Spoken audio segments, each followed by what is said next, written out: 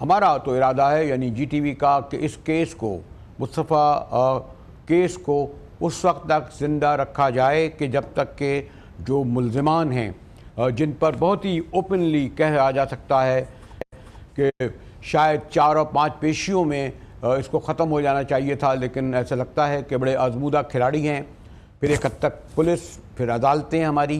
मुझे तो लगता है कि शायद ये केस दाखिल दख्तर ना हो जाए माजी की तरह, लेकिन देखते हैं क्या पेशरफ्त हुई है। तहा उबैदी हमारे साथ हैं, बड़ा गहरी नज़र रखते हैं।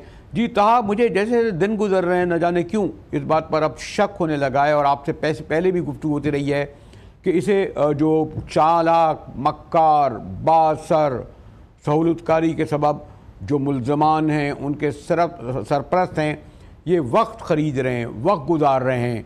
और आपको ही पता है हम मीडिया भी बड़ा ज़ालिम है। रमज़ान शरीफ ने तो वैसे ही आधा जो वक्त जो है वो उस तरफ लोग बेचारे, आपको याद है बड़ा याद महीना होता है, मुक़द्दस महीना होता है, उस तरफ तवज्जो दे रहे हैं। क्या कहते हैं तहा? बिल्कुल, अभी जो शतरंज की चालें वो चलने का सिलसिला शुरू हुआ है। पहले इब्तदाई बयान कलमबंद कराया गया था और फिर इब्तदाई बयान के बाद जो बयान है उससे भी मुनर्रिफ हो गए मुल्जिमान। जो मुस्तफ़ा आमिर कत्ल केस, उसमें शिराज का बयान कराया गया था, उसको वादा माफ गवाह बनाया गया था, लेकिन फिर जब मुलाकातों का सिलसिला तवील हुआ तो फिर वो अपने बयान से मुनर्रिफ हो गया। और जो मरकजी किरदार है अरबगान, उसके वकील से भी उसकी मुलाकातें शुरू हो गई हैं और फिर बातचीत शुरू हो गई है। तो ये कहा जा रहा है कि इस केस को किसी न किसी नहेज पर जो है हेर फेर से काम लिया जाएगा। और आज जो साजिद हसन है, जो कि अदाकार हैं, उनके बेटे के हवाले से उन्होंने भी पुलिस पर तमाम तर मलबा डाल दिया कि पुलिस ने दबाव डाल के बयान कलमबंद कराया। तो मैं ये समझता हूँ कि मेरी 2 रोज कबल आईजी सिंध से भी बातचीत हुई थी। उन्होंने कहा कि जो इनके स्टेटमेंट है या इनके जो बयानात हैं, उसकी रोशनी में पूरे रमजान में क्रैकडाउन किया जाएगा और ऐसे लोगों को गिरफ्तार किया जाएगा। कब किया जाएगा कब किया जाएगा? जो पकड़ लिए गए उनसे तो कुछ निकला नहीं। साहब, अभी तो इंतजामिया और हुकूमत उन पे हाथ डालते हुए सोचती है, बल्कि इसकी तो टांगे कांपती है।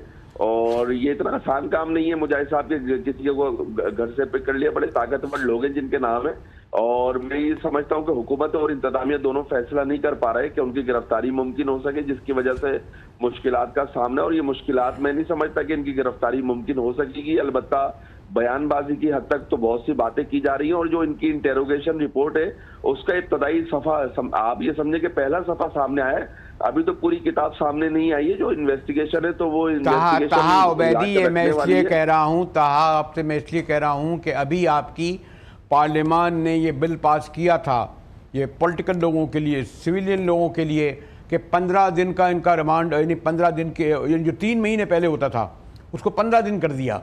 यानी उन बेचारों को 15 दिन, और 15 दिन के बाद उनको सज़ाएँ भी दे दी गई लंबी। मैं उन मिलिट्री कोर्ट वगैरह की तरफ नहीं जाता, 10-10 साल की सज़ाएँ दे दी गई हैं, 8-8 साल की सज़ाएँ दी जा रही हैं।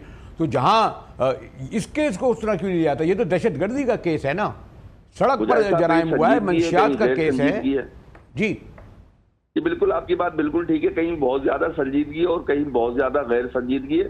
तो मैं अभी तक इस केस को ये समझता हूँ कि गैर संजीदगी का मुजाहरा किया जा रहा है। जो इन्वेस्टिगेशन की जा रही है, इन्वेस्टिगेशन में जिन लोगों को बिठाया जा रहा है, तो वो इन्वेस्टिगेशन सामने आने के बावजूद भी उन अफराद को गिरफ्तार नहीं किया जा रहा। और मुजाहिद साहब, मैं आपको फिर कहूंगा कि उसमें बहुत से ताकतवर लोग हैं, बहुत से ब्यूरोक्रेट्स हैं, शोबिज इंडस्ट्री से ताल्लुक रखने वाले लोग हैं, सियासतदान हैं, पॉलिटिशियंस के बेटे हैं, और इन पे हाथ नहीं डाला जाएगा। मेरी तो कैलकुलेशन ये बोलती है, जो मैं माजी से सीखता आ रहा हूँ, तो मुझे नहीं लगता, लेकिन पुलिस तो दावे करती है कि हम गिरफ्तार करेंगे, और आईजी साहब ने भी यही कहा कि गिरफ्तार करेंगे, लेकिन हुकूमती सतह पर इस पर कोई वाज़ेह अहकामात नहीं दिए गए।